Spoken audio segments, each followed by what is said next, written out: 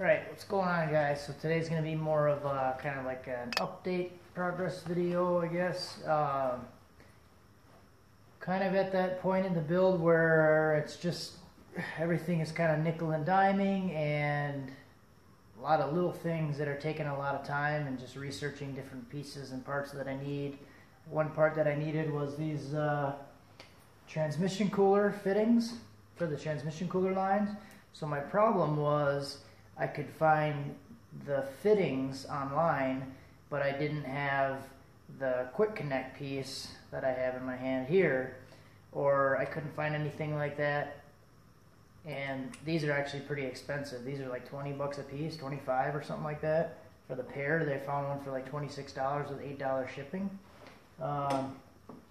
There's a smaller unit like this. This goes in the front of the transmission. This one goes in the back, but it has this kind of longer snout that goes in to help circulate the transmission fluid. So what I wanted to do was go to the junkyard, and that's what I did. I went to the junkyard and I picked up this piece here, and I picked up a nice longer piece. So I'll use this probably for the back end. I'll put this fitting on it, and then this short one will be in the front. And I'll probably just run a hose from here to the existing transmission cooler lines that are on the truck that will go through the transmission cooler. So I was struggling to kind of find one of these pieces for several days, and I didn't really want to spend like almost $40 on the fittings and then still need to find the line. So went to the junkyard, found one of these off another transmission cooler, used a tubing cutter, snipped it off, and that worked out pretty good. But the transmission that I actually found the fitting on is an interesting story, and I got a video while I was at the junkyard. It's kind of a crappy one, but I'll play it right now. So look at this busted pig right here. And I'll put the underneath, just in case. Underneath here, we have a 4L80E. Flipped upside down, all busted to hell. That's what's holding the truck up, it looks like. So I threw the tire underneath, and I'm going to go after that fitting right there. That's what I want. I popped the line off. I was able to crack the fitting loose. Well, this should be the fitting with the long snout on it. Yep, that's exactly what I'm looking for. So that one, I was just walking through, and I'm like thinking, there's no way in hell I'm going to be able to get underneath to the transmission to get that fitting out. So then I was walking down, and I saw one truck that was like way up, leaned up in the air like you saw in the video, and I'm like, well, that's odd. And I look underneath, and sure enough, there's a 4L80E flipped over and upside down underneath it with the fitting exposed perfectly, just like in the video. So I think I got a little bit lucky there. I was able to get the fitting that I needed. I was also able to get all of the power steering pump bolts, because I didn't have those.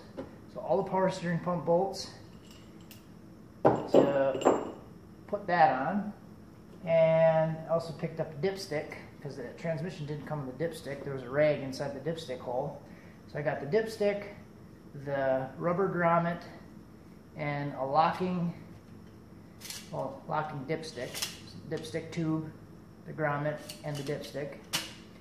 So all this stuff was 15 bucks. So that's pretty exciting to me, considering I almost paid $25 just for this piece. So got all that for 15 bucks. That's pretty much getting pretty close to the final pieces of the puzzle that I have. The ECU, PCM, whatever you want to call it, is on its way out to get the vats removed. So I sent that out to a tuner, and he's going to take the vats out, so I'll be able to run it with this harness.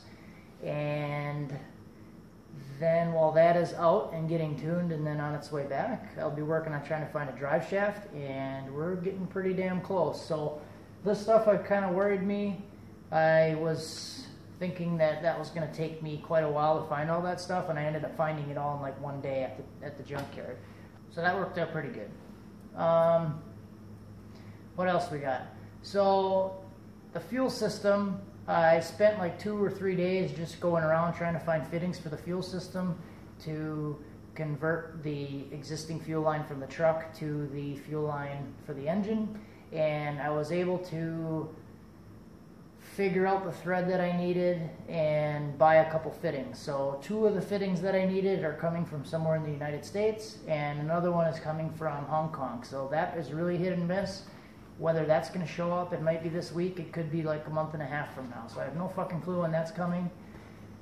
But that's pretty much the only place that I could find.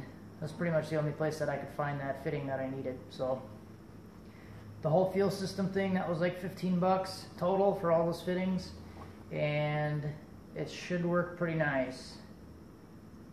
And I won't have to modify the existing fuel system that much.